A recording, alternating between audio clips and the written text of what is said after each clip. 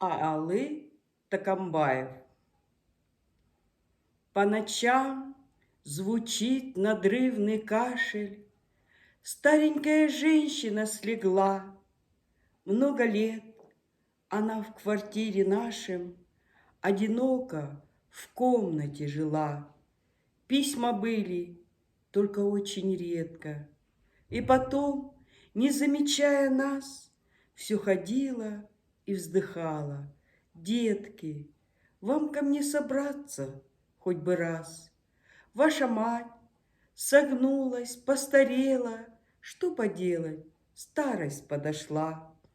Как бы хорошо мы посидели рядышком у нашего стола.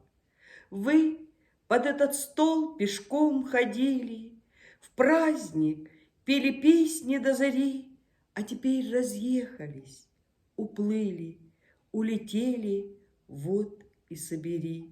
Заболела мать, и той же ночью телеграф не успевал стучать.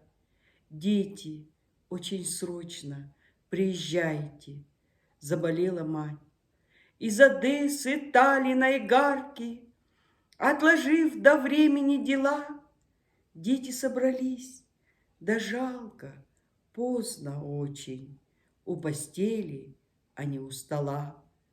Гладили морщинистые руки редкую серебряную прядь. Почему же дали вы разлуки между вами так надолго стать? Мать ждала вас в дождь и в снегопады, в тягостной бессоннице ночей. Разве горя дожидаться надо, чтоб приехать к мамочке своей? Разве только письма, телеграммы вас приводят скорым поездам?